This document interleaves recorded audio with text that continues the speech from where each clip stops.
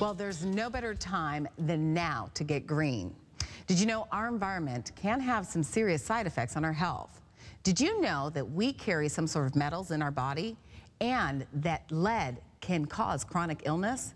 A recent Caltech study found that the average person has 1,000 times the level of lead in their bones than those who lived 400 years ago. And that is why Tishin Donkersley is joining us, who is the editor-in-chief of Green Living AZ magazine. So thank you for joining us, Tishin. Thank you for having us. Well, tell me a little bit about, metals. But here's a question I want to ask you. Why is that we've increased the metals in our bones, and why can that cause us harm? Well, a lot of it in the metals that are in nature, and they're also man-made. So we're seeing a lot more of the processing that's coming through in our foods and our products. Oh, wow. So that's why there's an increase. Okay, so what kind of metals are we talking about here? Well, today I'd like to talk about a few. Lead, mercury, arsenic, cadmium, aluminum, aluminum, and PFA, which is like the non-coating stick coating there. Okay, that's a tongue twister just to say. Yeah, it is preferable. So, I've heard of this before, yes. Non-stick. Tell me about this. You want to go for this one? Okay. Well, non-stick is a coating, and you might know Teflon or Scotch Guard, okay? So if you use non-stick products, the thing to look for is that if it starts to scratch or decay a little bit, that means that you're going to be ingesting the PFA. So really, either you got to choose not to use non-stick, or if you are going to use it, use something that doesn't scratch it up like a bamboo or something softer, and wash it with soap and water, just real gently. Okay. Otherwise, you're going to be ingesting that. Okay, and what type of metal was that? This is PFA. PFOA, right. Okay. And that can lead to a lot of reproductive disorders, liver disease, and leukemias attached to Okay, that. and I've heard about that with the non-stick pans. Definitely. It's kind of like, maybe we should just go with like the pure porous metal. Okay, so what's our next one? Pick one. We got aluminum here. Now, we've used that in camping and everything, but the difference is that with aluminum, you find it in soda cans, aluminum foil, and also in deodorant. Here's the thing. Yes, I've heard deodorant, right? Well, and that's been linked to Alzheimer's disease and ALS, excuse me. And you can get a lot of these natural deodorants at stores like Trader Joe's, Sprouts, Whole Foods. You bet. Thank you for using them. Okay, so no metal. Then we have lead, which we found in cosmetics, toothpaste, the PVC, which is actually recyclable number 3.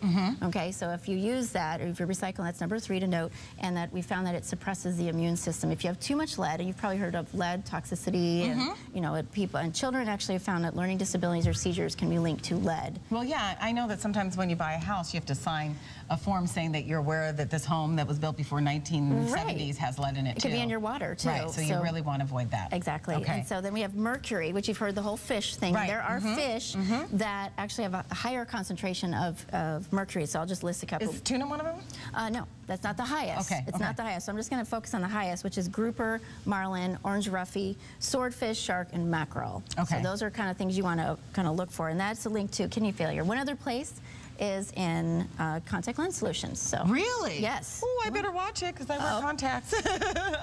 Okay, so what can we do to help detox naturally? Exactly. Number one. So we want to detox to get rid of those metals. We want to detox. So what we're going to do is use the vegetables that we want to do, because those will grab onto those the heavy metals. They'll kind of make the water soluble. They'll help excrete them through the urine. So that's one thing with vegetables, with cabbages, with broccoli and all that. So that's oranges, tomatoes, lemons. Okay. And then you have these teas here. I have the teas because they will definitely help have the antioxidants, and that will help decrease the heavy metal toxins and filter that out. Then we have our vitamin C, which is wonderful. Also, that's a great chelator. You may hear that's kind of a common thing, chelation therapy. Right. So, a lot of vitamin C's. And with teas, I want to focus on the lemon. Lemon is a wonderful chelator for that too. And we have our bran, so they help keep that colon clean. Okay. And yes.